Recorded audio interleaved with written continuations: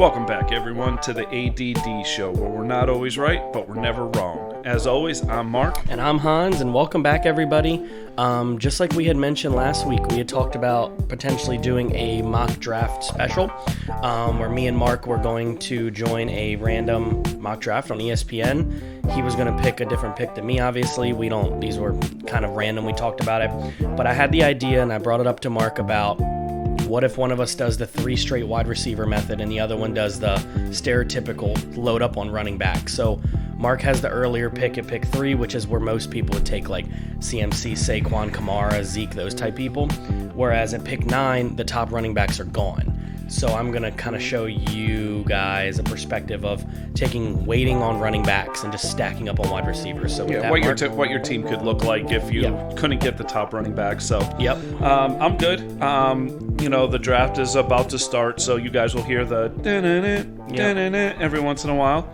But other than that, game 1 last night of the NBA Finals, Giannis did end up playing.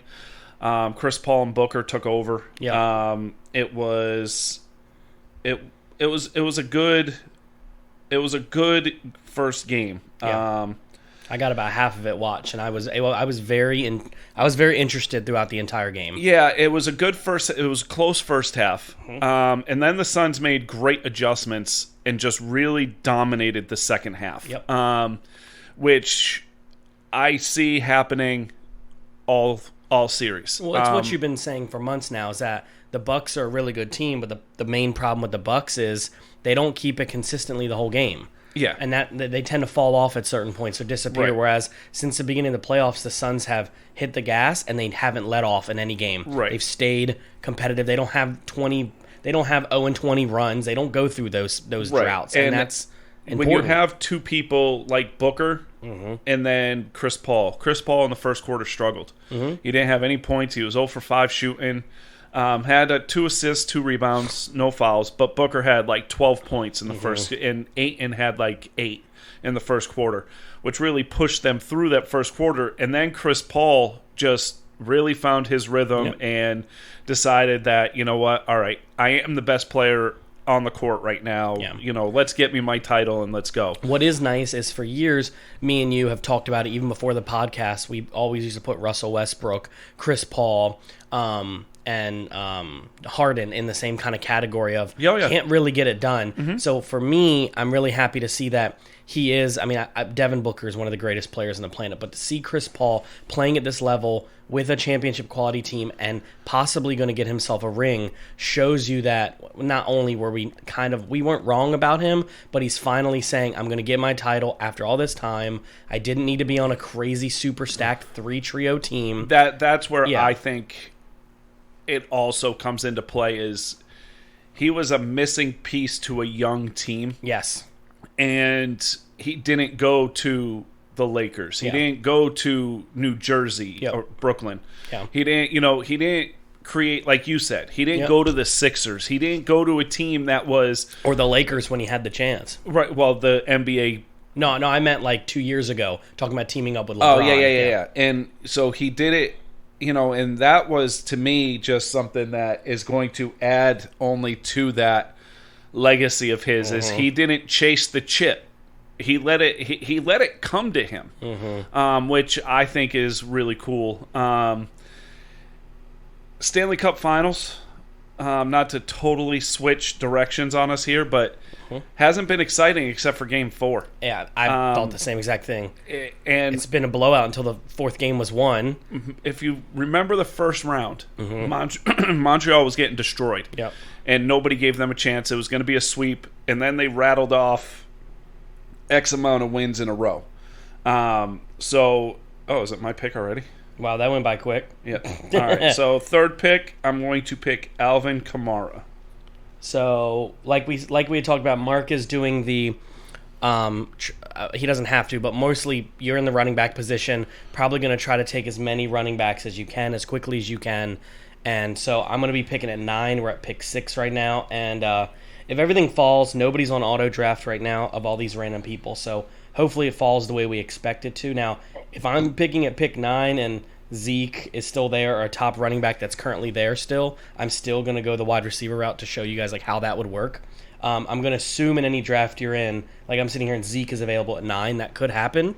I could very much see it, but I'm going to go, and whoever's at pick 10 is going to be very happy because they're probably going to get a top running back. But for me here, I have the opportunity to take multiple wide receivers, but I think I want to settle with Tyreek Hill first at pick 9. The reason I picked Tyreek Hill is I think he's probably the best wide receiver in the league. Okay. And the reason I say that is you can't go wrong with Devontae Adams. But the problem with Adams is it worries me. Is Rodgers going to play? Right. And that's so I'm being very... Okay, so this is the same situation I was in earlier this morning, is that the top wide receivers were gone by my second pick. The ones I liked right here. Now, I could take Eckler, Jones, Chubb, Akers, Gibson, and most of you guys would do that. But for the sake of this podcast, obviously, I'm going to go ahead and take who I think in fantasy is the next best wide receiver. And I know he's at pick 20, but I'm going to take Calvin Ridley here. So you didn't take Hopkins. Mm-mm. Okay. I like DeAndre Hopkins, but the reason I take this is because Calvin Ridley's target share is going to go through the roof right now. And I think he's very talented. Okay. Hopkins has had, 20 catch games? And then a few games with nothing for a while. And that kind of worries me. But Hopkins, you can take him there too. It just depends on what you feel like you want to do. Right. So obviously Mark here will be picking again in a minute and has a lot of running backs here available. So I know you're about to pick here in a second. Mm-hmm. So currently on the board, the top running backs we have is Akers, Gibson, Mixon, Najee Harris, DeAndre Swift, Sanders, all RB1s on their team. So that's helpful. Even Edwards-Helaire is a little farther down if he wanted to go that far down. But so... Oh, look at that little jingle. Yeah. Yeah, so it's between Akers and Gibson here. And with my next pick being technically right around the corner, I am going to take a chance that one of the other people that I'm really looking at is there. So I'm going to go with the person that I don't think has a chance to really struggle this year, and I'm going to go Gibson. I think that's a good. I think he's a solid RB2 at the least. I think they're going to use him a lot more out of the passing game, and I think with Curtis Samuel and his ability to come in motion will really open up the middle and the other side of the field because you have to pay attention to Curtis Samuel, because if you run any type of plays that Carolina ran last year, Samuel was technically a running back for most of the season. So I really like that pick there. With my next pick, I'm really looking at it. I've got 2 solid running backs. I could easily go another running back, top wide receiver, because you got Metcalf, you got Brown, you got McLaurin, you got Thomas. That's how deep, like third round, like Allen Robinson, Amari Cooper. Yep. My next pick isn't for a while. So do I take the number 1 wide receiver, or do I go with a third stud running back, which here I'm going to go with the stud running back because always my philosophy is if you can get 3 stud running backs, you get them before you draft any other position. Yep. Now, for me, as deep wide receiver is this year. Yeah. For me, these 2 right here are easily RB2s. Easy RB2s with the potential to be top 5 running backs in the league in fantasy this year, which is Joe Mixon and Najee Harris. And I'm going to go homer pick here because I think the offense is going to be ridiculous. And I'm a little bit worried about Najee Harris on that offensive line. So I went Joe Mixon. With the 3 picks that I had, the 2 running backs I have, I can really load up on wide receiver. So if I need that flex, if Mixon gets hurt, I'm all right. If Mixon doesn't get hurt, then I'm looking at having 3 stud running backs at the 2 that I can go back and forth between, and none of them have the same bye week, which is key, which I never pay attention to until I'm done drafting. Yeah, I don't either. So you rookies out there, if you've barely done any drafts, or even if you've done many, pay attention to the bye weeks because that could really bite you in the ass later on as you go. It's, with wide receiver, I'm just going to name some players that are even further down the line here.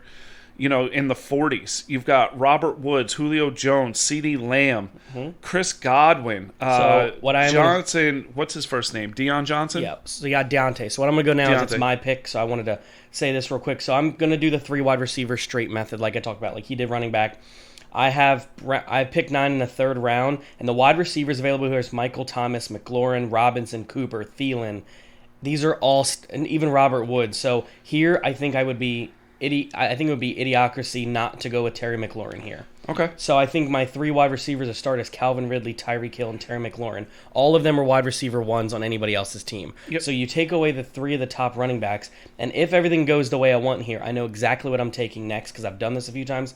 I'm also once again going to skip. I'm also once again going to skip completely over running back for the 4th straight pick. Okay. I'm not going to go quarterback, but I am going to take Darren Waller here. Okay. Smart pick. I mean, I don't expect Waller or Kittle to be there in the 4th round. In our drafts, I don't, because Oliver's our keeper drafts. Right. But if you have the opportunity where you're loading up and you're picking late like that, and you could get one of those, even in the 3rd round, instead of going a 3rd wide receiver, exactly, you could easily have gone Kittle or Waller there. So like I'm telling you is that we're at round 4, pick 5, and I've had my 4 picks already. And being where you're picking, yes, there's running backs available, but I now have probably the best, one of the top 3 tight ends in the league, and I have 3 number 1 wide receivers that I have Terry McLaurin in my flex. Anybody else's team, that's a wide receiver 1, right? But now I am losing out on the running back position, hoping that these 4 players catch up. So if you are in a pick 9, pick 10, pick 8, and you don't get that top running back, that's what I would expect people to try to do. Right. So Mark's up now. So that Mark has done his 3 straight running backs. So now does he take another one, or does he go wide receiver? Because there are some really good wide receivers here available for him. I'm going wide receiver, and I'm going with a guy that's slept on every year, but is consistent every year. Robert Woods. And I think with the quarterback change, I think he's only going to get better. I agree. And my next pick, if he's there, is going to be very interesting. I'm just looking down, and I'm like, I'm going to surprise people with my next pick, I think. Because I'm shocked he's still there. And with wide receiver being so deep, I'm really questioning why he's still there. But I'm also saying I don't need to stretch. I think picking another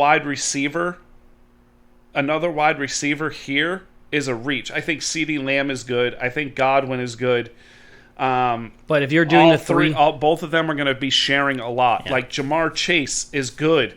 Like, don't get me wrong, he's good. I will say this, not being a homer here, I think there's a really good chance for anybody listening that C.D. Lamb has more catches and yards than Amari Cooper this year. Dak and him love each other.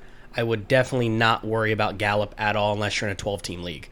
I don't think he's going to get the targets you're expecting, but there's a lot of reports saying that CD is going to pop off. What's up? Like, somebody just picked Brandon Cooks. In round 5? In round 5. That's he was way the too 68th early. Ranked player, I think. Like, 70th? I don't even know who their quarterback is, to be honest with you. I think they're doing Bridgewater is potentially the starter right now. Bridgewater's not a bad quarterback unless he gets a bad lung. Too soon. No, that wasn't Bridgewater. Not Bridgewater. That was Tyrod Taylor. That's who I think their quarterback is. Tyrod Taylor? I think it's Taylor. Yeah. Bridgewater's in Denver. Yeah, so I was right. It's Tyrod Taylor. Sorry, I get them confused all the time. So go ahead, Mark. No, I'm just saying, like, at the end of the beginning of the 5th round. We're at the beginning of the 5th, so you're about to pick again. I really am wondering, and the first quarterback picked was just now, and you'd all say that it was Patrick Mahomes. It wasn't. It was Kyler Murray. Yeah. So you still have Patrick Mahomes and Josh Allen in the 5th round. Yep. And if either one of them, well, I'm the next pick, so one of them is going to be there, and I'm picking Patrick Mahomes. Yeah. Because Patty Mahomes is consistent 20-plus points every single game, Absolutely. if not closer to 30. Yep. And so now with the 3 running back idea that I did, I have Mahomes, Kamara, Gibson, Woods, and Mixon. Yeah. And you can't go wrong with that pick. That's why I tell people, if you aren't in a keeper league, which all of ours are, but this is a brand new, fresh league, you guys don't pick If you can be a top 4 or 5 pick, you want that. But if you are going to be picking later, it is not a stretch, but you have to solidify your wide receivers. Hopefully you pick running backs that you think are gadget running backs. Players that you think are RB2s now, but you're hoping they take over starting by the end of the year. They get a lot of catches, running backs that get dual, like for example, Kareem Hunt behind Chubb. That's a running back you want to target if you are in the position I'm in. And I'm about to pick again, and all of those running backs are on the board for me right here. Jacobs, Montgomery, Gaskin. Yep. If Jacobs is here, I'm going to lose my marbles. If he's here, I pick again right now. So he's not. So for my pick, because the dude picked Josh Jacobs, you have Montgomery, you have Gaskins, then you have Etienne, Edmonds, Hunt a little farther down. But I'm going to do running back here. I want to do back-to-back because I need to. I don't have one yet. So I'm going to take, which may surprise people, I'm going to take Myles Gaskin as my RB1. Okay. The reason I say that is because I think he is the starter in Miami. Yeah. And he may not get a lot of carries, but I'm hoping to round that out with the amount of wide receivers and tight end I have. I have a top tight end and 3 top wide receivers. Okay. So I'm going to be picking again in a minute. Go ahead, Mark. Were you about to say something? Oh, no. I'm looking at just who's available. And, again, it really is one of those things where wide receiver is so deep. That's why you see me not picking another wide receiver here, even though they're available. So I'm picking again, I'll let Mark finish. There's 3 players I like here because I've done 100 mock drafts this week from this position for this podcast today.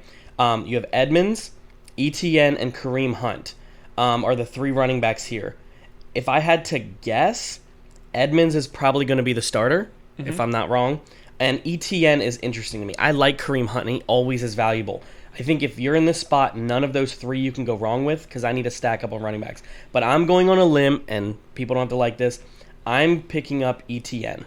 Okay. The reason I'm picking up Etienne is I think he's going to get a lot of PPR value. And being that we all play PPR, and most of our listeners probably do too, even though James Robinson is there. That's the new standard. Yes. It's the new standard ESPN league is PPR. I believe Yahoo and NFL.com, I believe all the standard leagues now are PPR. So the reason why I did that is because, yes, they have 2 running backs, but I'm 99% sure to me that Etienne and Lawrence have that connection that Etienne will end up leading the way. So Mark's picking now. So I'm going to read off some wide receivers here quickly. Galladay, Lockett, Beckham, Chase, Sutton, Higgins, Schuster, Chenault, Anderson, and Ayuk. Yep. Those are all right there. They are all what you would call maybe question marks because either coming off injury, stacked lineups, or the fact that there's, but I'm going here on a whim, and I'm going homer pick here, and I'm going T. Higgins. I think that's a really good choice over Jamar Chase. I think he is going to be unbelievable this year, and I think the addition of Chase is only going to make him better, not worse. So I really wanted to go to Higgins there. I'm going to look at what tight ends are available right now, which my favorite tight end is on the board still. My top 2 favorite tight ends are on the board right now still, and I have a pick coming up. You pick in what, 2 picks? 3. Well, 4 counting the guy that's on the clock. So I pick in 4 picks. Now, these are the tight ends that are available in round 6. You've got, well, actually, it's going to be round 7, unless one of these guys is picked in the next few picks. You've got Hawkinson, Pitts, Thomas, and Goddard. Now, Noah Fant is there. Ryan Tonyan is there. And if Aaron Rodgers is the quarterback, Tanyan's a top 5, top 6, 7 tight end. Yeah. Hawkinson is there. Pitts is there. And people will say, well, Hawkinson with a new quarterback and being the only option, is he going to get open? Pitts has Ridley and some other people. I always question how much of the offense is he going to get. Yeah. Logan Thomas, he'll get his target share, and what every report coming out of Washington is he's... Oh, coffee burp, sorry.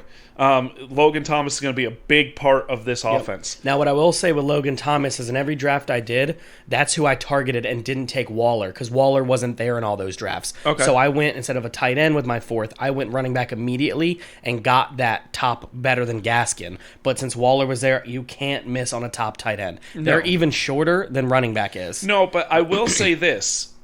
Fant, Jaceki, Irv Smith, Yanu Smith, Evan Ingram. I think they're all good. I think Evan Ingram has the chance, but all of Hunter those, Henry. I don't think any of those are going to win you your league, though. No, but they can sustain and give you 10 plus points a week. I feel where you're looking at this point, like when you're picking a player to start, especially at tight end, if you're not getting one of the top 3, you're really hoping they get you 10 plus points a week. Yep. And right now, what I'm going to do here is I'm going upside with the better quarterback. And that's your team. That's not my team. So my team. So I'd only have Alvin Kamara with week 6 bye. I'm going Kyle Pitts here. I think he's going to be an absolute beast. I love Hawkinson. And most likely, if this we're playing and I needed, if I have a choice between Pitts and Hawkinson, it's going to be a coin flip. Yeah. I love Hawkinson. The only thing I don't like about Hawkinson right now is that Goff doesn't like throwing to tight ends. Mm-hmm. He just doesn't. He had 2 really good tight ends in L.A., and the offense wasn't geared for that. Now, is Detroit's offense more geared towards the tight end, and will he throw it to him, or it's up in the air? And so that's why I'm going Pitts, because I think they're going to use Pitts as a wide receiver. Yep. I think if people are old like I am, if you remember Jimmy Graham in the beginning of his career, where New Orleans used him as a wide receiver more than they used him as a tight end. Mm-hmm. And they spread him out a lot more. I think that's what they're going to use Pitts as, and they're going to use Hurst as the blocking, probably, short tight end where, Pitts is going to be out on the, even in the slot. Yep. And I said it last week when we did our rankings. Pitts is a matchup nightmare. Yep. Linebackers aren't fast enough to cover him. Yep. And cornerbacks aren't physical or big enough to cover him. To stay with him. And I would say, here's my pick back up again, then I'll let Mark finish. So It's very interesting, the wide receivers that are still here, but there's one player, if you draft from pick 9 like I have, and this player is available, you have to take him because you still need running back help. And I didn't take Edmonds 2 rounds ago, and he's still here. So here in round 7, pick 9, I'm going to take Chase Edmonds with this pick. Now, what I will say is there's still wide receivers available, but there's also quarterbacks available here too. You can choose to take quarterbacks. If this quarterback is here when I'm about to pick, I will probably take him. I'll let you guys know in a second. If he's still available, I have no idea if he is. Okay, he's not. So he's not available. So I have I'm targeting tight end. Sorry, not tight end. I'm going to target quarterback later. Okay. I'm going to go late round quarterback, one of the last few with high upside because the wide receivers are still here. So for me, I like all the wide receivers here. I'm going to reach down a little bit. So you have Schuster, Chenault, Anderson, Ayuk, Fuller, Chark. I think at this point you can't go wrong with any of them. For me personally, I really like Schuster here. I like Chenault here, and I like Ayuk here. And I think the upside for Ayuk is huge. But I think I'm going to go with Will Fuller instead with Miami. All right, even being suspended. Yes. Oh, I forgot he was suspended. Sorry. Yep. So, again, I didn't realize that. I can't redo it now, but I would have taken probably Chenault or Schuster there. I didn't know he was suspended. But, again, pretend he isn't, guys. Sorry. I didn't look into that earlier. But any of them would have been fine there. But the only reason I didn't go quarterback is because the guys I wanted were gone. I wanted the Rodgers if he was playing, the Herberts there. So I'm going to wait a little bit on my quarterback and see if I can still stack up on my bench because quarterbacks are fine. Go ahead, Mark. Okay. So I've got Ayuk, Chark, Judy, Samuel, Mostert, Logan Thomas is still there, Curtis Samuel is still there, Devontae Smith, Michael Gallup. All these players, Jarvis Landry is a PPR monster. All these players are right there. And I'm going with the guy that I think is going to have a monster year this year, and I'm going with Brandon Ayuk. Now, he's not starting. Yeah. He's on my bench, but I'm going Ayuk. Well, that's one of the reasons why I picked up Fuller, because he's on my bench. He wouldn't be a starter for me. And then, with my next pick coming up here, this pick here is going to be interesting because there's a lot of high upside here for all the players. But there's also some question marks, and you really have to wonder how they're going to be, what you're going to do, and I'm going to pick a player that I think is going to have a monster second half of the year. I think he's still going to be here. I think he's still going to be here when I pick again next. But I'm going with somebody. I'm picking a couple picks, so I don't want to say. I was hoping James Robinson was going to fall. Yeah. I was shocked he was still there, but he just got picked. And I could go wide receiver again here, but I'm going high upside running back to cover my bye weeks and or injuries. And I'm going the rookie, Jay Williams out of Denver. Javonte. Yep. I think that's a good choice. So I pick in 5 picks, and he was on. I had him queued. So that's who I would have looked at because I think he's going to take over the role over Melvin Gordon at some point. Yeah. I think Melvin Gordon will start first, but Javonte Williams has a lot of upside. They love him. They love his speed, and I think that's I think it only helps here. Yeah. So you're still if I go down the list, Samuel, Debo Samuel, Curtis Samuel, Devontae Smith, Gallup, Brown, Landry, Davis, Antonio Brown, Ruggs, Marvin Jones, Cole Beasley, Jalen Reagor, Mike Williams. Every single one of these can start in your flex or possibly wide receiver too. Right. And they're still here. I repeat, yes, I'm doing a non-running back draft, but if you can get your running backs, get 3 or 4 straight, these wide receivers are all good. Right. Running backs are so valuable, and I'm only proving it from this point that it is hard to get running backs at this point. Yep. Now, what are you doing here? So what I'm doing here is I'm also once again going to skip my quarterback position. Okay. One more time. Because I pick again in 3 picks. Yep. It's pick 9, so it's back-to-back. I could take wide receiver here, and I really like one of the wide receivers sitting here on the board. And I have Edmonds on my bench. Oh, I pressed the wrong button. So you got Gesicki. I accidentally picked Mike Gesicki. Sorry. I was going to take Curtis Samuel, okay? Okay. That's who I was going to draft there, so we'll pretend I picked Curtis Samuel. Sorry, guys. I pressed the wrong button going to my queue. Curtis Samuel would have been my pick there to add to my bench, not Mike Gesicki, and it would have given me Will Fuller and Curtis Samuel on my bench. And then this is where I'm probably going to take Curtis Samuel might still be there. I might still draft him. Draft him. So, because quarterback, you still have Brady, Tannehill, Hurts, Burrow, Stafford, so Lawrence, I'm going to wait, Ryan. And I made that mistake with Gesicki. If I didn't take quarterback here, right, and I didn't accidentally take Gesicki, my goal was Curtis Samuel and Cole Beasley. That was my 2 wide receiver goals here, to get both of them on the team. But I'm going to take Curtis Samuel. I think the upside is huge for him on DC. I think he's going to get a lot of targets. I don't know if they're going to use him as the deep threat because that's McLaurin, but I could see him getting 85 to 100 catches this year easy. Yep. He's extremely talented. Yes, I make fun of the quarterback situation as a question mark. I understand. But I still think target share exists and players are going to have to get the ball. So, I, again, accidentally picked Gesicki, pressing the wrong button, but I should have also Cole Beasley on my team right here. I mean, I'm looking at a wide receiver that might be here. I don't think he will be. I think he's going to be gone in the next few picks. But if he's here, Davis? Well, Davis and Landry, I'm shocked they're still here. I am too. Corey Davis is clearly the Jets' number 1 wide receiver, and he's all the way here. Yep. And I pick next, and both of them are still on the board. So one of them, Jarvis Landry was just picked, and I'm going to go now just to give you Devontae Smith, Corey Davis, Ruggs, Marvin Jones, who I think is going to have a great year, Beasley, Reagor. I'm just reading off. Those are the top wide receivers. Then running backs, you have David Johnson, you have Kenyon Drake, you have James Conner. So I'm going with Corey Davis here. I think that he's going to be the number 1 wide receiver, and I think he is the best wide receiver on the team. And if he can get that rapport with Wilson, I think it's going to be a very good pick. I pick again in a few picks. Usually at this point in drafts, I go running back, wide receiver, running back, wide receiver. But I promised my boy Nate that I've never in my life picked a second quarterback. Yeah. In a draft. Never in my life.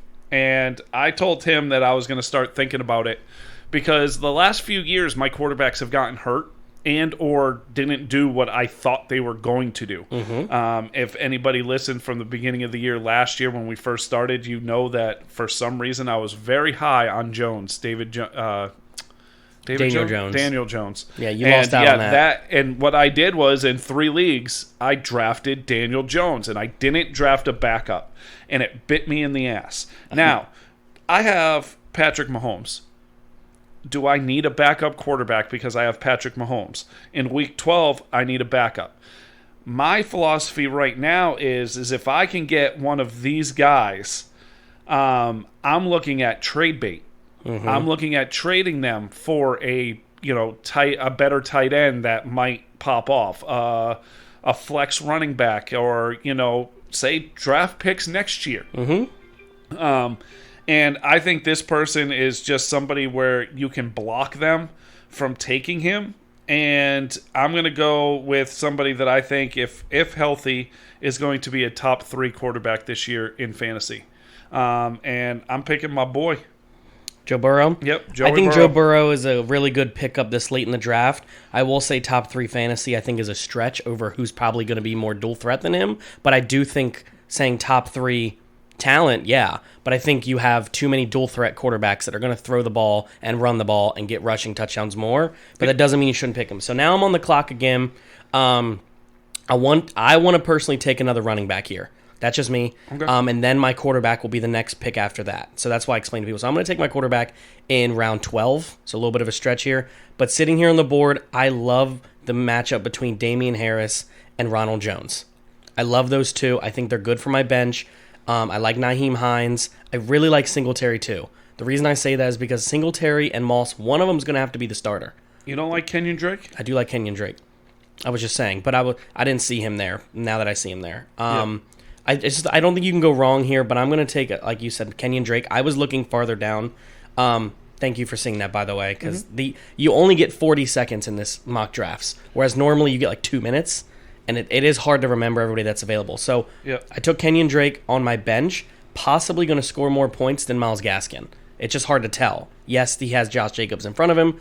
So this guy just picked Ryan Tannehill right ahead of me, and now it's my pick. So every time I've done this, I've gone with a stretch at quarterback here. And the reason I do that is because every time I've been in this exact spot, I don't know who to pick. I like, people are going to be like, well, what about Jalen Hurts? I don't really like Jalen Hurts. Not going to lie.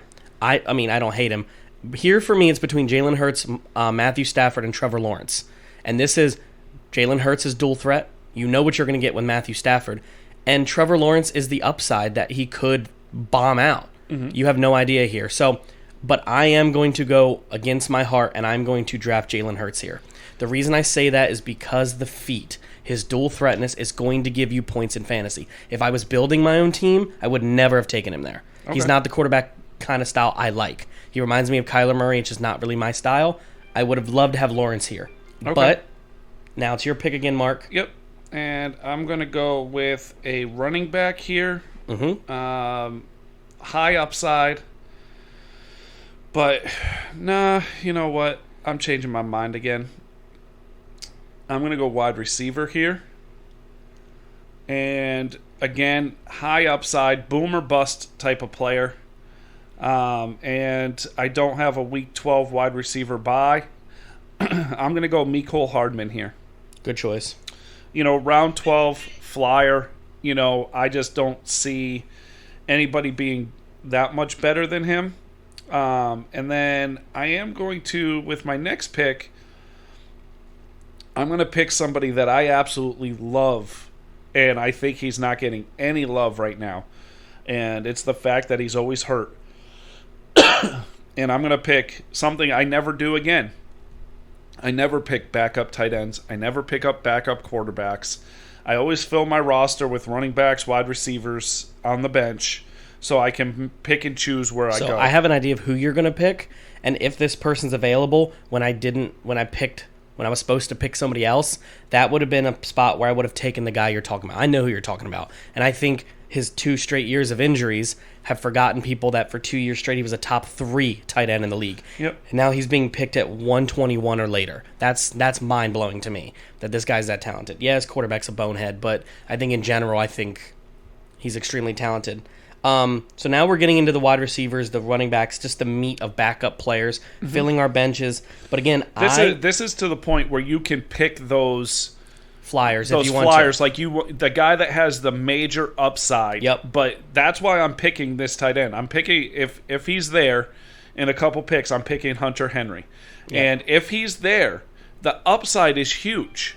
It's It's Oh, huge. you were talking Hunter Henry. I'm sorry. I thought you were talking about Evan Ingram the whole time. No. Gotcha. No, I'm picking Hunter Henry here. Just the pedigree. Again, you said it. He was healthy. He's a top 3 tight end. I was talking about Evan league. Ingram, but yeah, you're right. He is too. He is older. I get it, but I just see. And then you really have to start debating: do I want to take a kicker tight end here? Do I want to take, anything along those lines? I did notice that Justin Tucker was taken just a minute ago. I will say this before I pick. Okay, so I'm picking here. I'm going to pick real quick, then I'm going to explain something. So my bench obviously does have Gesicki on it, so we're going to pretend he's not there. Remember I told you I wanted Cole Beasley in that spot. Yeah. But I know he's there, but I am going to take... Oh, never mind. He picked him. So Evan Ingram was just picked, who I was looking for, but I'm going to go for a long stretch here. Long stretch. 2 of them back-to-back because they're here, and I wanted to stack up on running backs because I think you can get wide receivers any day on waivers. Okay. So my first pick, because I'm going to be pretty much back-to-back here, this is a little bit of a stretch, so yell at me, guys. I'm going to go with Michael Carter for the Jets, running back. The reason is because it's my second-to-last bench spot. There is other running backs ahead of him that you could take here. James White, Tariq Cohen, McKissick. But I think all of them... The upside for him is huge because he could be the starter. Guy just took the other guy I was going to take. He could be the starter. He absolutely could be. Tony Pollard's a bum. I think Tony Pollard has the ability, if Zeke doesn't perform, to take over more carries just like he did last year. And they're going to play him in the slot. If you're talking round 14, I don't see any reason not taking a backup running back to a perennial running back. Yep, it is your pick. Yep, I do see that. And the tight end that just went was the tight end I was debating between with Henry, which was Tyler Higbee. If Higbee can take that Hawkinson role with Stafford, that's going to be dangerous. Yep. So here, I like the upside. I don't know how good he's going to be, but I really, really like the idea of another wide receiver here. And I'm stuck between Aguilar and Elijah Moore. And I know he's a rookie, obviously Elijah Moore is. But I'm going to take Elijah Moore for the upside here. Okay. So I went back-to-back Jets picks again. These are bench players. Now, I will say this because people are starting to pick other players. I will say this till the day I'm dead. My last 2 rounds is defense kicker. I don't take those early because they don't win you leagues. Okay. Last year, I had the Ravens' #1 defense. But your last bench spot doesn't win you leagues either. It does not. But I think it's better to have a last bench spot in case of an injury. People are picking, and I've learned that where I'm picking, I end up still getting a top kicker. But see, I went totally opposite. Yeah. I just picked the defense. I picked the 49ers, and I am going to pick probably my kicker next, just because but again, you've won. Again, the hard part is the hardest part about this is I can tell you from my draft board, yes, I made a mistake taking Gesicki by accident. So if I show a screenshot, it's not going to look right. But what you have here is a situation where we're trying to explain to people how hard it is to be drafting in the final 3 picks. Yes, I went wide receiver only. I could have gotten running backs the whole time, but it shows you when those top running backs are gone, it's shallow in the running back position. Yeah. That picking late is not always the better deal here. Well, no, I mean, if you do, but I mean, if you take a look at your team, which I'm going to take a look at it in a second, and we'll read it off our final squads before we end off, and we'll put screenshots up of everything there. So I did my kicker. I got Brandon McManus, Denver. And then now it's all position players. But if you look at your squad right now, and I'll pull it up because you're picking soon. You've got, I think your quarterback, you waited too long. I think you should have taken Tannehill or in the 9th or 10th round. Yeah. I don't think but you've got Jalen Hurts, Myles Gaskin, Travis Etienne, Tyreek Hill, Calvin Ridley, Darren Waller, and Terry McLaurin.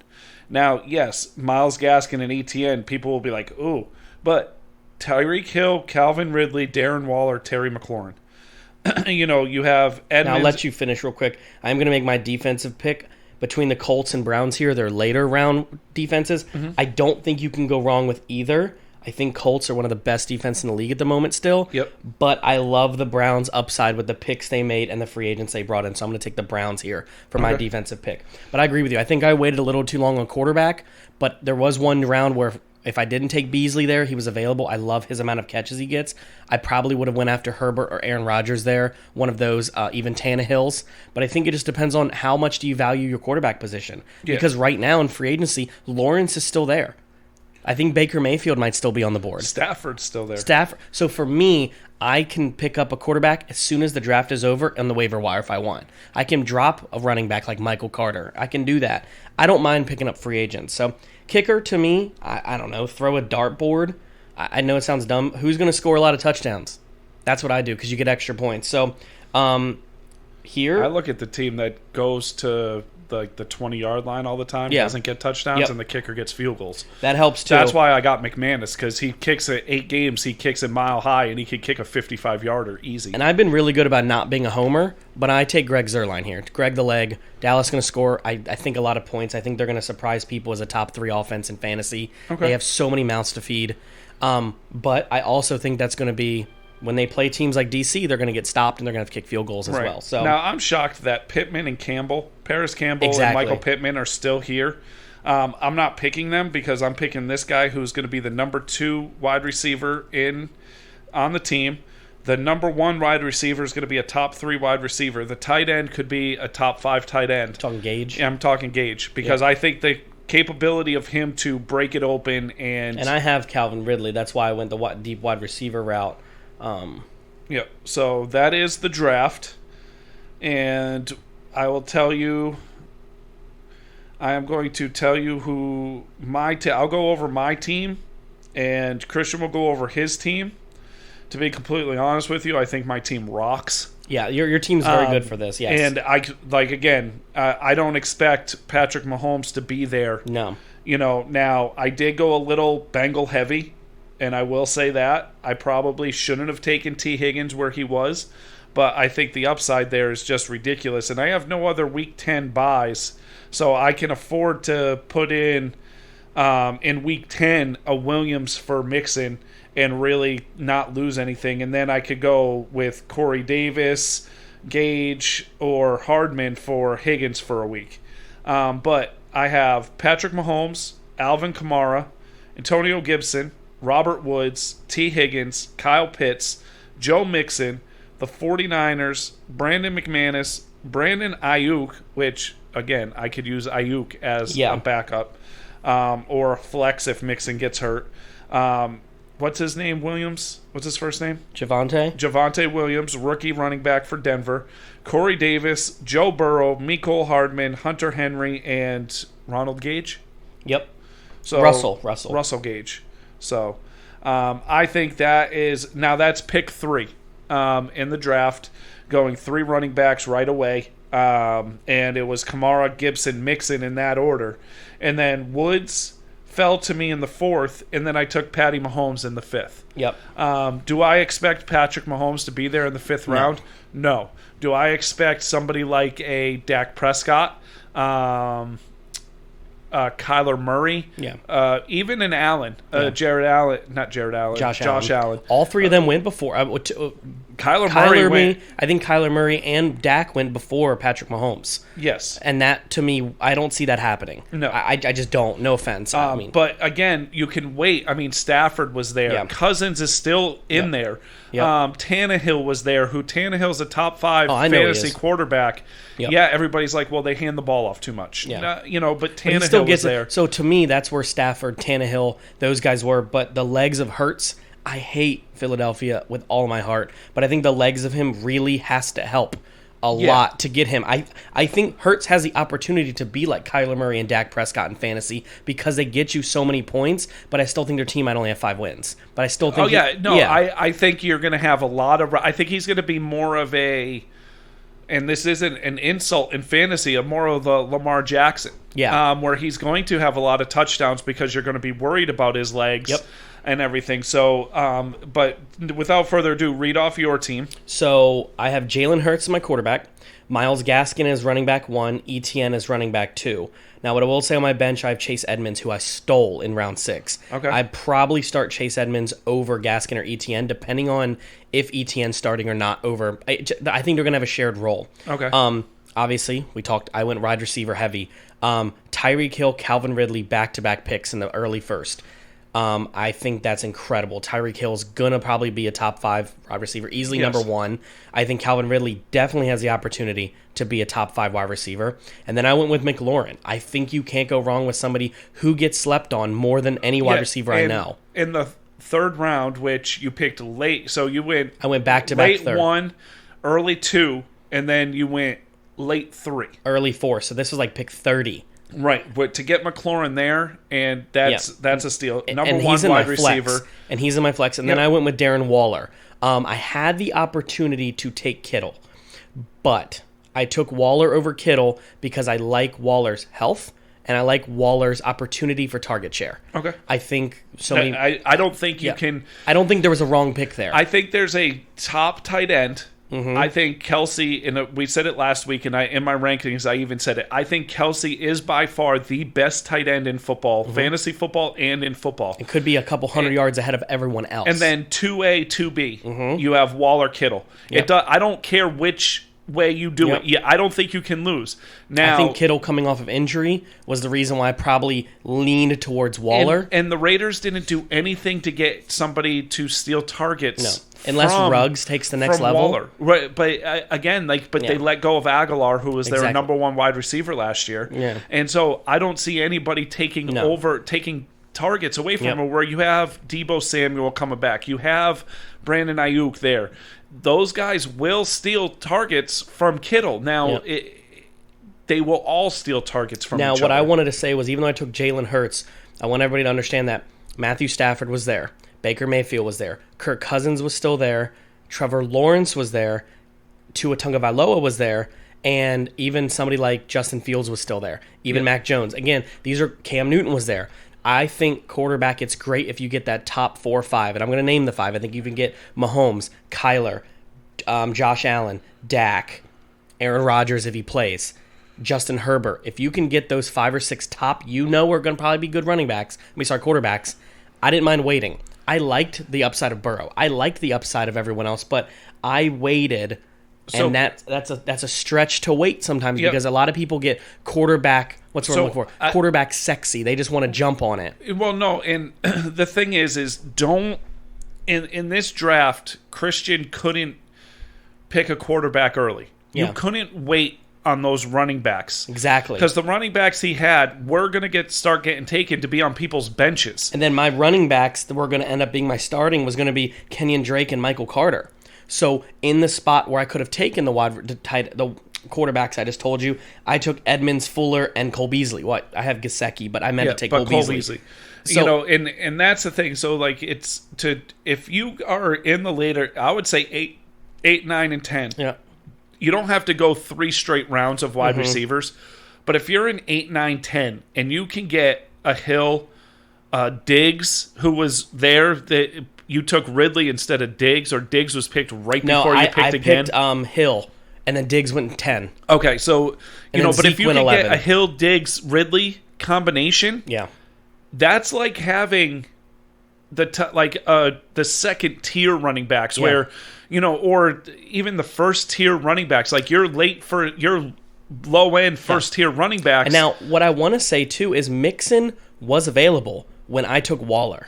Yes. So I could have taken my running back there, but I was trying to prove a point to people who really want to stack up on wide receivers. Also, what I will say is, in this mock draft, Zeke was there at 9. Yes. But I still took Tyreek Hill. Even if you go wide receiver, yes, and then your next pick is running back, yes, you're going to get a low end starting, and when we say low end, it's not low end. It's you're still tier 1 starters, but there's maybe a small question mark. Like with Mixon, it's injury. Yep. If he's healthy, he's a top 10 running back.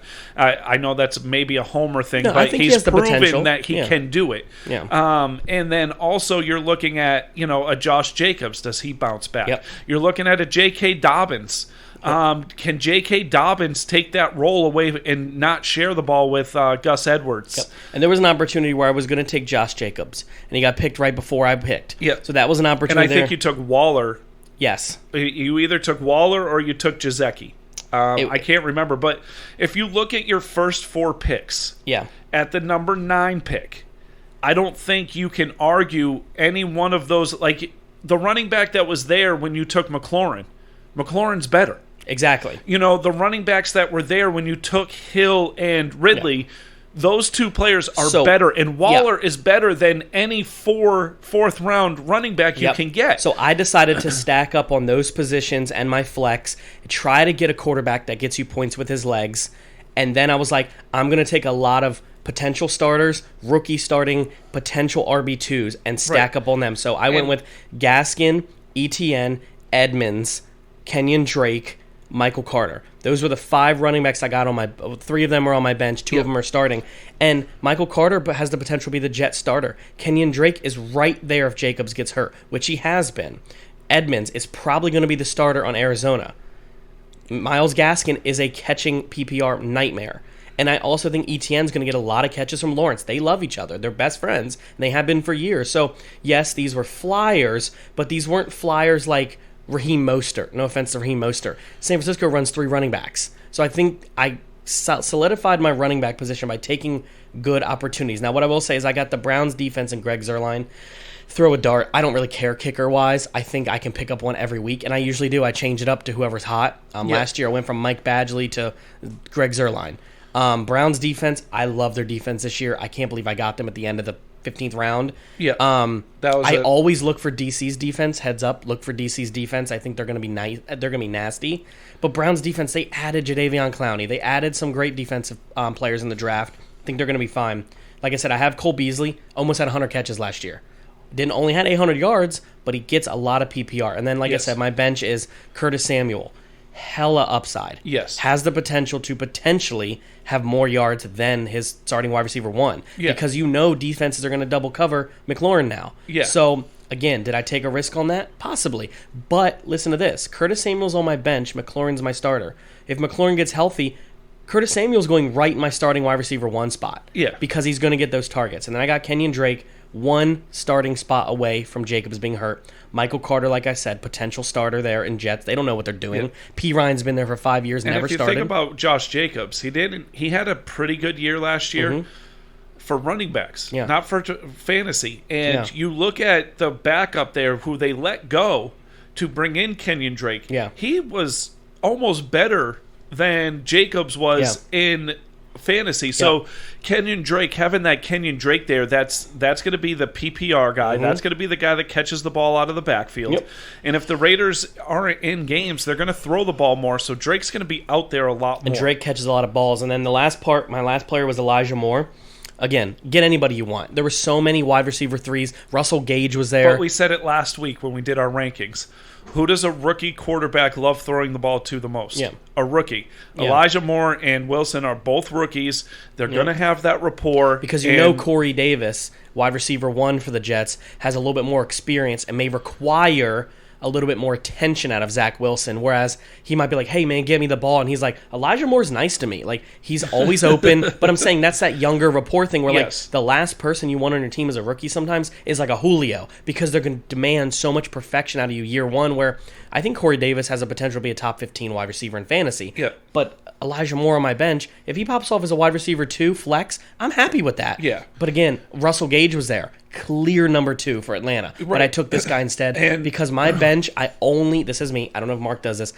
Some people fill their bench with wide receiver 2s and 3s. Mine are all with upside guys. I like to get the guys because if they don't perform, the waiver wire's always there. And I don't use it often to where that when I do, I'm always the first waiver. I am a waiver wire. Yes. And you should pay attention to the waiver wire. It's one of those things where I'm quick. If I'm watching a game and somebody gets hurt, I'm right there picking up the backup. I am right there, and there's always somebody on my bench that I can be like, I can drop him to pick this guy up. That's what Michael Carter and Elijah Moore are for me. Right, and sometimes I use the waiver wire to block. Because if you want to win your league and you know somebody has a player and that player gets hurt, picking up their backup in waivers and blocking them isn't a dick move. Well, to the person that has the starter that got hurt, it's a dick move. But I did that many times in my league, the other league that we're both a part of. I call it my league. I did that years ago. Somebody had Dalvin Cook. When Cook got hurt, I picked up Alexander Madison, and the person yelled at me for like 3 weeks straight. I was like, all for me a deal. I ended up getting, I think I got Dak Prescott from them and someone else. And I was like, okay, have him. And he was only injured for 3 weeks. Right. I still won the league that year by giving up the backup. That's why I don't remember his name right now, but even Derrick Henry, even Zeke, even these guys, I think if you have, and I'm going to sound a little bit of a homer here, not really. If you have any RB1, those top 6 guys, you need to utilize your bench. One of those spots needs to be their backup. If you picked Eckler, yes, Mixon, yep, you want the handcuff. You Yes. want the guy that's their backup because they have injury history. I even think the people who don't have injury history but are going into year 5, if I have Zeke, I'm getting Pollard because you just don't know. Okay. I even think as much as Henry gets used, that he reminds me of DeMarco Murray at times. The wheels are going to stop at some point, and they have a rookie running back they drafted. I would pick him up with your very last pick. Yeah. I'm a safety net guy. I think it's important to do that. I think what is stupid is when you have a quarterback and your quarterback gets hurt, you pick up the backup. Yeah. Don't pick up the backup quarterback. Get another quarterback. We have a couple new people joining the 12-team league that we have, and Dylan and Kyle. Yep. I do want to just throw a shout out to them. Say thank you for filling the league. Yep. I will say this though: don't set it and forget it. Yeah. Make sure you pay attention because there are penalties if you don't pay attention to the league. There are penalties if you try to tank. If we see you 2 or 3 weeks in a row not setting your lineup, don't have anybody out.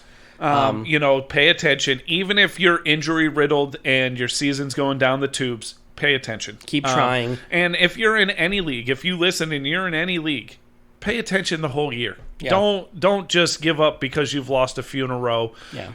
Try if it's a league where it's free and you're joining a bunch of randos, do your thing. Okay. Yeah. But if you're in a league with your buddies, your guys, your friends, even if it's an all girls league, I don't want to not include the women. The women play this game, but if it is, and you play the same league every year and you do a redraft or keepers, why would you not want that? People are like, well, I want to tank for the number 1 pick. But as you can see with me and Mark right now, it doesn't matter. It does not matter where you're picking because if you just play, have fun. Even if you have, like 1 year, I changed my name to the 2008 Detroit Lions. I had no wins. No wins. And everybody stopped playing against me. They're like, oh, I'm going to win. I ended up winning 4 straight at the end of the year. Well, you also traded a lot. I traded a lot. You traded a lot of injured players that were coming back that you traded and you stacked your lineup for a few weeks. I ended up finishing like 7th in the league instead of like 10th. And I was like, well, I just shot myself out of the number 1 pick, but I got some really good players out of this. I traded away all my keepers, but out of it, I got really good players back that were my thing is takes fantasy seriously. Don't just join to join. And we don't like those people. Yeah. Now we love football, and me and Mark both eat, sleep, and breathe, especially fantasy. I'm always mock drafting. I'm always listening to fantasy shows. And I will say, if you think we are, half the people in our league. Yeah, like Kyle and these guys who listen, trust me, if you think we're nuts, you should see the people we have on the show as guests. They get nuts. Kyle asked if we have a group chat. Yeah. We'll let him join the crazy-ass group chat that this league is in, and, he'll turn his phone off. Oh, yeah. I'm just telling you, if you're married, Kyle, your wife will not want to hear your phone going off at 12, 1 o'clock in the morning. Nope. My phone is always on silent because of all the texts that we do. Usually about 8 o'clock at night, I mute just the group. And I'll wake up in the morning with 165 messages, and all that happened was the Suns won game 1. Yeah, the best is when Austin all of a sudden goes, what the hell happened? I took lunch, there was nothing. I come out of work and there's 150 messages. Yeah, it's pretty bad. We promised that we were going to do it. We are doing Hot Clock today. Yep. I don't know if you have one. I'm not sure I do. Okay, so I'm going to do mine. And it's to baseball again.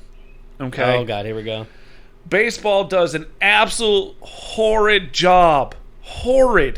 Of advertising their players. Yes. Their best players. Okay? And there's a special player out there right now that not only is leading the league in home runs, he is tops in RBIs, tops in slugging, tops in on-base percentage. Dude's a monster. And he's also an all-star pitcher and position player. What is this, MLB The Show? Okay. This man is ridiculous right now. Yeah, I've never seen a player like this. And I'm talking about Shohei Ohtani. Yeah. Okay? He has ridiculous skills. 61 runs, 79 hits, 18 doubles, 4 triples, 31 home runs, 68 RBIs, 12 stolen bases. He's struck out 92 times, which is a lot, but at the same time, he's a power hitter. He's batting 276. He has a 362 on base percentage, 692 slugging. He has a 1.054 OPS. I mean, this man is ridiculous. He's just leading the league in many categories as a hitter, but then he's also, I believe, got 9 wins on the season. He's a strikeout machine. He is just ridiculous, and I'm telling you this right now. Nobody knows him. Nope. Nobody. Yep. All you see is, like last night, he was the winning pitcher, and he had a 2 RBI double. I mean, this man is just, when he stops pitching in the 5th, 6th, he goes into the field, and he becomes a monster. Like, it's baseball, and baseball's doing a horrible job with, I've said it numerous times on the show, horrible job advertising their players. And another player that made the All-Star team but should be a starter on the All-Star team is Cedric Mullins. I was going to say, if you don't believe me, look at the stats compared to the starters that are starting the All-Star game, and look at his stats. It's nuts. He is ridiculous. He is the tops, not only at his position, but in Major League Baseball. Like, you got to do better. You've got to... The All-Star game is in the middle of the season. It's not like the Pro Bowl where half the players, are out because of injury or because they were in the Super Bowl or because they just don't care. Yeah. Baseball, these players care about the All-Star game. And you have fans voting in Mike Trout, who hasn't played because he's hurt. And he's a starter on the All-Star team. Why? Take him off the list. Like... They're holding on to something that... Aaron Judge is batting like 202. Yeah, he's not good this year. He's not having a good year, and yet he's a starter. Yeah. Like, I don't get... They're taking away from players that are really good, but because they don't have that name, and Cedric Mullins doesn't have the name of being a really good team, like the Baltimore Orioles. You have so many good young players. Oh, I know. And these players aren't being promoted. So people in New York are voting for Aaron Judge on a down year. And it's, I'm just... It is so aggravating to me what baseball does. And they make it so you don't want to watch or you don't want to pay attention.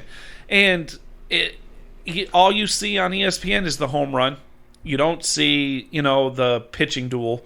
You don't see this. You don't see that. So you'll see Shohei Ohtani hit a 400-foot home run. But you won't see, anything else. You won't see. And it's like, I just don't get it. If you're a fan of baseball... Watch the All-Star game. Watch the Home Run Derby. Watch Vladimir Guerrero Jr., who's an absolute monster, has a swing just like his dad, but hits farther than his dad did. And any old heads out there that know who Vladimir Guerrero is, this kid is special. Shohei Ohtani's going to be in the Home Run Derby. Homer pick Trey Mancini's going to be in it. I'm happy about that. It's and then watch the All-Star game, because there are some good young players that you should pay attention to that are really exciting to watch. And that's the thing. They're exciting to watch. And I watched, I paid attention to the Angels-Orioles series. I'm an Orioles fan, so I pay attention to the series. I don't watch the games because I have Hulu and we don't have MASN or an MLB Network. All we get is the Angels or the Yankees every day. But I listened to the games, and I closed all week last week, so I heard the games on my way home. So I was able to pay attention to about hour and a half, 2 hours of the games. And Shohei Ohtani, he's special. Yeah, he is. He is special. Pay attention.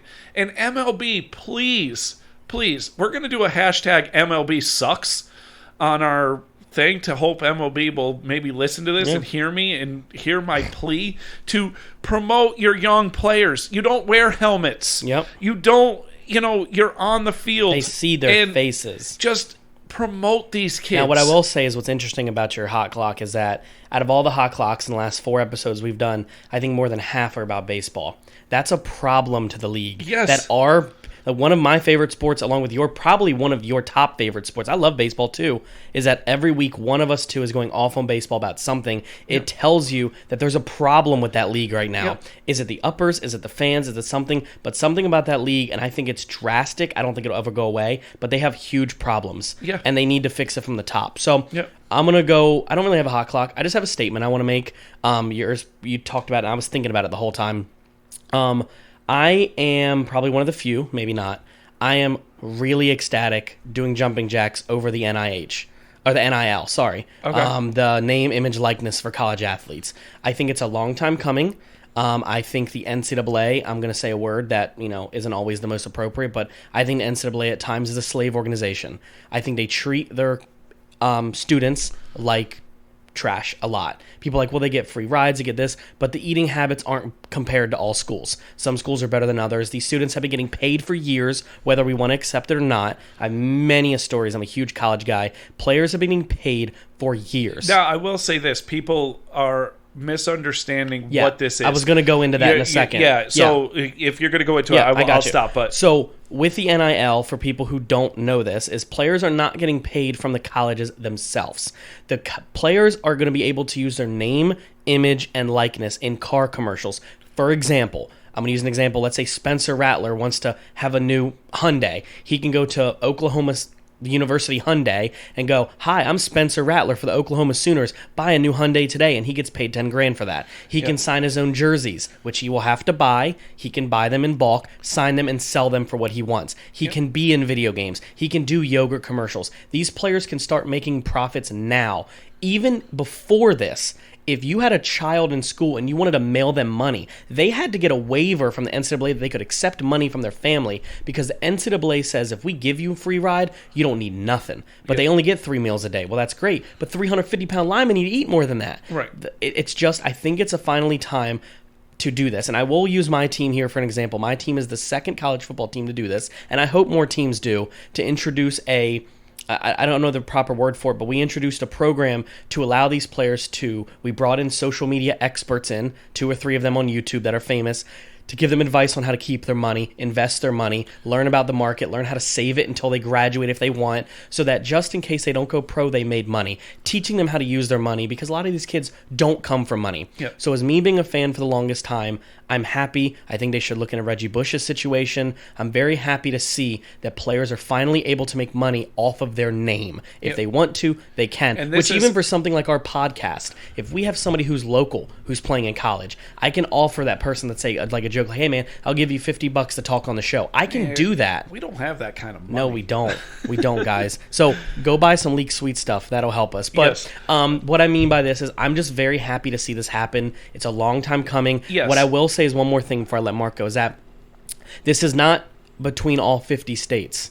Only 23 states have approved this. So, but what they have done in the Supreme Court was allowed schools to do it themselves. For example, Oklahoma is not allowing players to make money off the NIL, but they are allowing the universities to decide if they want. Oklahoma State has said no. Oklahoma has said yes. So this is all based on the college you go to, which if all the states don't get along with this, it will start promoting schools that are in for it to get all the recruits. I'm not saying it as an example, but my school for the first time ever has gotten 5 4-star recruits this week alone. That has never happened before. So schools they were going to go to, 2 of them had said, well, they're not supporting the NIL. Well, so think they want to make money. Though. Think about this as a recruiting. Yeah. Hey, like the quarterback for Miami. Yep. The day this was the very next day that after this was signed and made legal, he signed a $20,000 deal with a college moving company. Yep. And all it is his picture is up on their moving vans. His picture is on the billboards, and he does a commercial saying, "Hey, you're moving into college. Use these guys." Yeah. And think about that as a recruiting. As a recruiting tip. Hey, just so you know, everybody's looking. I can introduce you to the car dealership. I can, we'll bring you there, and they sign.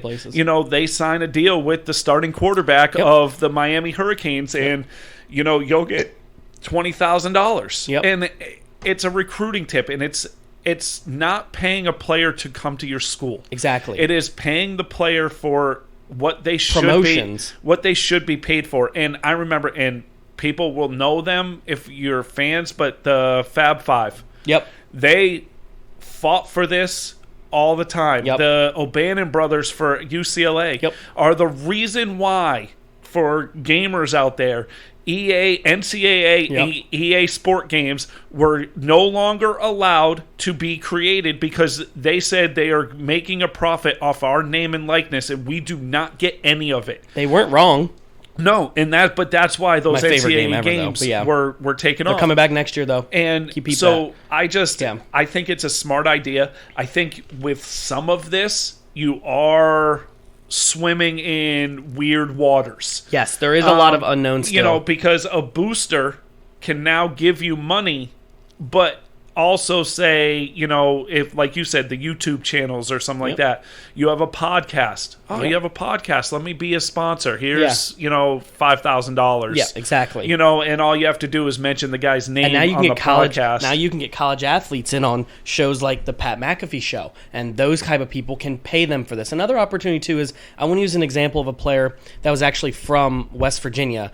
He was an offensive lineman a few years ago. I can't think of his name. He was a 5-star recruit, and he got every Power 5 offer. And he said, I want to stay close to home because I love my family, but the opportunity for money and pro potential was better in in Alabama. So he committed to Bama. He has, this year, recommitted back to us. He is transferring back to home. And I'm not saying why, but I think a lot of it has to do with the fact that he has mentioned multiple times he would love to say, hi, I'm Wyatt. His name's Wyatt Millum. Hi, I'm Wyatt Millum, and you should come to West Virginia or you should get this car, this dealership. He can stay in his local community. He's literally from the high school next to the stadium. Yep. And he wants to be able to promote his local town. So if he is the spokesperson, a freaking lineman can make 10 grand. He doesn't want to do that away from home. So this is an opportunity to keep players local. Like, hey, Mark, you're a local boy. I don't want you to leave our state. I really want you to stay local. Yep. I have a security system company. I want you to say, hey, I protect my dorm with A.D.D or whatever it is. And don't get us wrong, it's not just football, basketball. No. It's I all know women's Barstool Sports signed a Division II volleyball player. Well, Barstool Sports supporting women, that's scary. But they signed, it was, women's volleyball, women's soccer, men's soccer. It's all sports. It's all sports. And if all it is they're throwing your picture up. Now, I will say this, if you're a beautiful woman or you're a, really good looking man, and you don't play, you still can get your picture up on a billboard. Yep. And some schools aren't allowing you to have the school name on the university's name on the pictures, but you can have the colors. You can have you know who you are. I go to the university of this. You can this is the company. See, for example, before we get done here, I want to say I've been to almost 100 West Virginia games in my lifetime. You go to the stadium, you see billboards of past players. You see Pat Whites, you see Geno Smiths, Will Greers, Major Harris. You see all these names, but now you can see, you walk to the stadium, there's a billboard there. That billboard can have the starting quarterback and his wide receiver saying, hey, get season tickets today. And he got paid for that billboard. Whoever owns that billboard said, I want to give you five, you five. And that's the booster you can put that on that billboard. You can put that on the highway 10 miles from the road and people go, I remember that kid. That's where he went. And that's where the boosters can come in to give these kids money. You can pay for the billboards. You can pay for it to say, buy season tickets, do this, do that. And it's not the school paying you. It's the booster that's paying for the ad that is paying you. Now, one thing I will say here is this is short, but I do like the idea of what my school did. I love the idea that West Virginia introduced some sort of social networking person to help these players understand their money. Just understand that you may come into a lot of it and giving them advice. I think learning about money is a must for 90% of these college athletes. Because even if you're not getting paid, all of a sudden, if you're drafted into the NFL, and think about it, Mac Jones just signed his first round deal. Like $16 million or something. $16 million. Now people are like, only $16 million for the number 20 pick in the draft. $16 million. This boy hasn't seen $16 million. Me and you together won't see probably $1 million in our lifetime. So think about that. Top, I think Pitt signed a $39 million guarantee, all of it guaranteed. You're getting millions. And you don't know what to do. I'm sorry, but most college players don't come from millions of dollars. A lot of them don't know. And they come from like not poor areas, but just getting by areas like me and you. Like we get by. We're not poor. We have food on our table, a roof over our head, and cars to get to work. But we're not going on extravagant vacations or anything like that. Now these kids can do whatever they want. And this is one thing, as we finish up here with about a minute left, this is one thing that will completely change the landscape of college sports. It will instantly stop the allegations towards Kentucky, Kansas, and Duke paying players. Now you won't know who's getting paid because they're all getting paid. Not from the schools directly, but for a fact, what's his name for the Pelicans? Zion Williamson was absolutely getting paid by Adidas to play at Kentucky. Or Duke. He was Duke, right? Yep. We know for a fact. Kansas was paying players. Bill Self was paying players, but he gets away with it. Every other school, like Arizona, gets the death penalty. Yeah. The point that bothers me is now it's over. Everyone's going to be able to profit off their name. Level playing field. And I think level playing fields are very important in a lot of sports where nobody should have the upper hand. It's all about, are you good enough to make a name for yourself? And I think doing this is important for these players. So it wasn't really a hot clock, but this has been for something I've been rooting for years. Very passionate to me. I love college sports. I love seeing that players can do this finally because I've heard... Hot clocks can be positive, man. I know. Just because mine aren't doesn't mean yours can't. A lot of mine have been positive. I really haven't ranted about anything. But other than that, like I said a few minutes ago, Leaks Sweets on Facebook. Let's go ahead and keep showing him love. Order some cupcakes. His link will be down below. Other than that, Mark, you got anything else? No, I'm good. We'll see you guys next week, and do your mock drafts and do your preparation because football season's coming. Absolutely. And if you make it to the end of this episode too, go ahead and do some mock drafts and post your mock drafts from ESPN or whatever league in our comments below, and we'll give you guys some grades of how we feel you guys did. All right? Yep. All right, guys. Have a great weekend.